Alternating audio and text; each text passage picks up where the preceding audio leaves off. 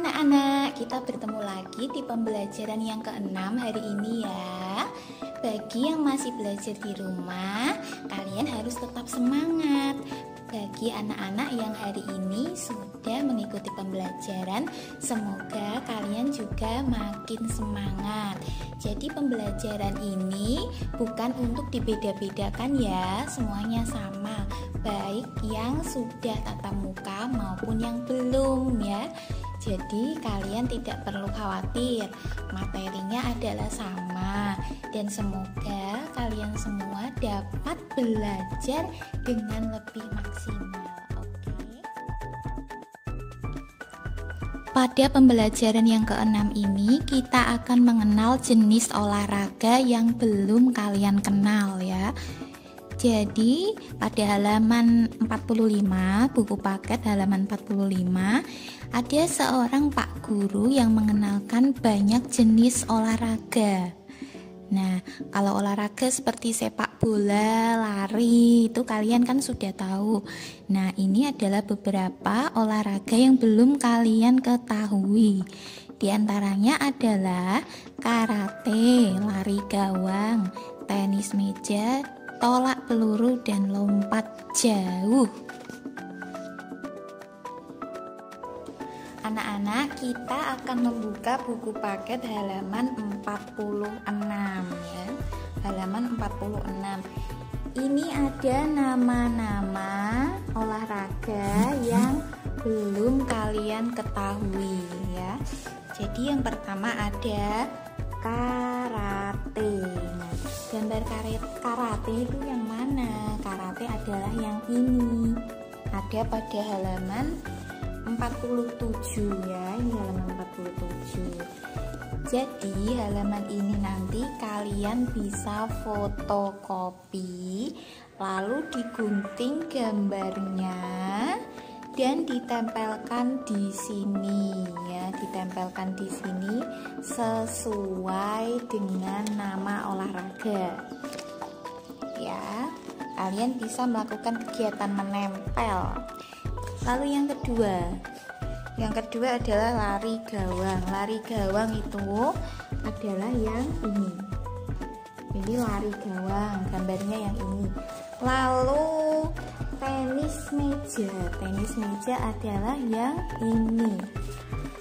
Kemudian tolak peluru. Tolak peluru ini ya anak-anak, membawa seperti bola kecil ya, bola kecil warna hitam. Ini tolak peluru.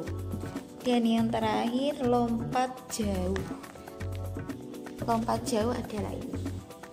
Jadi melompat dari awalnya di sini, melompat sampai ke arah ini. Jadi sejauh lompatan yang bisa didapatkan oleh anak ini.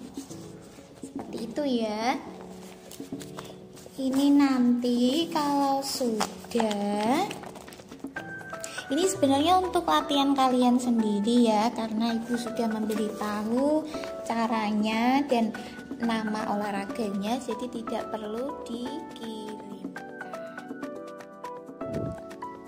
Selanjutnya pada halaman 49 ada kegiatan ayo menulis ya. Jadi kalian melihat ada sebuah gambar seorang anak sedang maju di depan kelas untuk bercerita. Nah, apa yang diceritakan?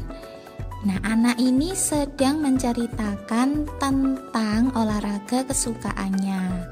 Nah, anak ini juga menceritakan cara melakukan olahraga tersebut, kapan melakukannya, dengan siapa ya, bagaimana perasaannya. Nah, ini bisa kalian praktekkan dalam bentuk cerita. Jadi kalian bercerita, ya ini tugasnya sama semua, berupa video. Tidak usah lama-lama, intinya kalian bercerita tentang olahraga kesukaan kalian.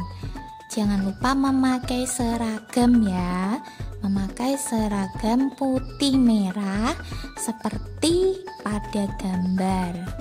Oke. Kegiatan selanjutnya adalah mendengarkan cerita. Ada pada buku halaman 50. Kalian bisa melihat ada sebuah gambar anak-anak sedang asyik bermain sepak bola. Edo suka olahraga sepak bola. Satu tim sepak bola terdiri atas 11 pemain. Jadi sepak bola itu pemainnya ada 11. Mereka saling bekerja sama. Ada 2 tim dalam pertandingan. Setiap pemain membela timnya masing-masing. Dalam permainan, tim lain menjadi lawan. Tapi kembali berkawan selesai bermain. Jadi ketika permainan itu mereka menjadi lawan main ya. Namun ketika permainan selesai, seperti biasa kalian berbincang-bincang, kalian bercanda bersama, bermain bersama. Karena kalian kembali berkawan ya, bukan lawan lagi. Beda ya anak-anak antara lawan ketika bermain dengan keadaan yang seperti biasa. Nah, ketika dalam sebuah permainan kalian menang, kalian tidak boleh sombong. Dan sebaliknya, bagi kelompok yang kalah juga tidak perlu sedih. Karena dalam permainan itu, kalah dan menang adalah hal yang biasa. Jadi ketika kalian kalah dalam permainan, kalian jangan sedih, tapi kalian harus tetap semangat bahwa suatu saat nanti atau di kesempatan lain kalian bisa memenangkan pertandingan tersebut. Kita bisa melihat gambar ini pada halaman 51. Ya, jadi ada gambar pertandingan sepak bola telah selesai. Tim sepak bola Edo kalah. Ya, Edo merasa sedih, timnya juga merasa sedih. Lalu Edo pulang ke rumah. Nah, kita diminta untuk memberi tanda centang bagi sikap yang boleh dilakukan Edo di rumah dan tanda silang untuk sikap yang tidak boleh Edo lakukan di rumah. Nah, ini berkaitan dengan kekalahan tim Edo ketika bermain sepak bola. Yang pertama, Edo menceritakan pertandingan sepak bola kepada ibu. Nah, ini boleh atau tidak? Nah, kalau menceritakan itu kan berarti baik ya, berarti kita bisa bercerita, berbagi cerita dengan orang tua. Berarti kita memberi tanda centang. Lalu yang kedua, Edo menangis meraung-raung karena kalah. Nah, ini tidak boleh, tidak baik. Maka kita memberi tanda silang ya. Ketiga, Edo menyampaikan bahwa tim lawan bermain curang. Ini juga tidak baik. Karena kalah atau menang itu adalah hal yang biasa dalam permainan, maka kalian tidak boleh menjelek-jelekan lawan main kalian. Jadi ini adalah perbuatan yang tidak baik. Edo melempar tas dan sepatunya. Ini juga jelas tidak baik. Karena setelah pulang bermain, kita harus meletakkan tas dan sepatu pada tempatnya. Kita beri tanda silang. Edo akan berusaha lebih baik dalam pertandingan selanjutnya. Nah, ini adalah sikap yang benar. Karena walaupun kalah, Edo masih memiliki semangat ya. Dia berpikir positif supaya pada pertandingan selanjutnya timnya akan menang. Nah, ini patut kita beri tanda centang. Nah, kalian seperti biasa bisa mengerjakan bersama-sama ya. dicentang dan disilang. Oke. Selanjutnya adalah kegiatan menghitung kok ya. Ini adalah alat yang digunakan ketika bermain bulu tangkis. Ada pada halaman 53. Nah, ini adalah kegiatan berhitung seperti biasanya ya anak-anak. Kalian pasti sudah terbiasa untuk menghitung gambar benda seperti ini. Ibu beri contoh 1. Nah, ini kita hitung dulu semuanya. Karena ini tandanya plus berarti ditambah.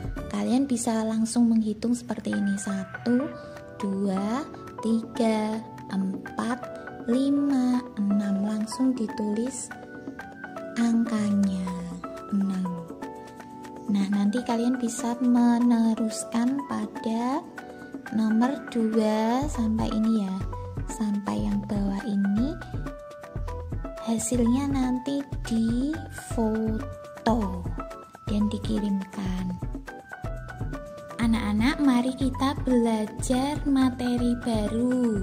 Ini juga tentang penjumlahan, akan tetapi ini berkaitan dengan soal cerita. Jadi penjumlahan dalam bentuk soal cerita. Ada pada buku paket halaman 54. Ini ada contohnya. Yang pertama, Dayu membawa 3 kok untuk bermain bulu tangkis. Lani membawa 4 kok. Berapa jumlah kok yang dibawa Dayu dan Lani? Nah, yang dibawa Dayu berapa? 3. Berarti ditulis 3 kok. Dan yang dibawa Lani ada 4 kok. Berarti kalimatnya atau cara menulisnya yaitu 3 ditambah 4. Nah, 3 ditambah 4 sama dengan 7. Lalu ditulis 7. Jumlah kok Dayu dan Lani ialah 7 kok. Nah, nanti untuk yang nomor 2, 3, dan 4, kalian hanya perlu menulis yang atas ini saja, tidak apa-apa.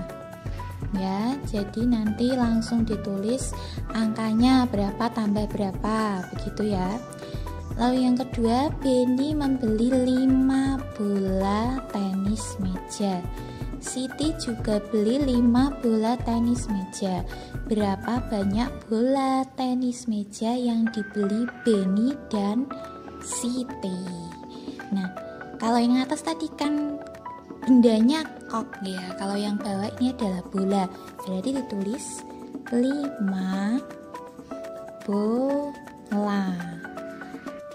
Ini yang dibeli Beni. Lalu yang dibeli Siti berapa? Siti juga membeli 5 bola. Berarti ditambah 5 bola sama dengan ditulis biasa 5 ditambah 5 sama dengan 10. Nah, sudah, nanti mengerjakannya seperti ini saja ya untuk nomor 3 dan 4. Nah, ini Ibu bacakan dulu yang nomor 3, nanti kalian menulis jawabannya di sini ya. Udin mengumpulkan 3 bola tenis, Edo mengumpulkan 6 bola tenis. Berarti nanti jumlahnya adalah 3 ditambahkan dengan 6. Begitu ya, bisa mengikuti. Lalu yang nomor 4, di kelas 2 ada 4 raket bulu tangkis. Jadi ini 4 raket ya. Lalu di kelas 3 ada 6 raket. Nah, ini berapa banyak raket bulu tangkis di kelas 2 dan 3? Berarti nanti kalian menambahkan 4 raket ditambah 6 raket. Jadinya berapa? Nanti sama dengan itu. Ini nanti kalau sudah selesai juga difoto dan dikirim.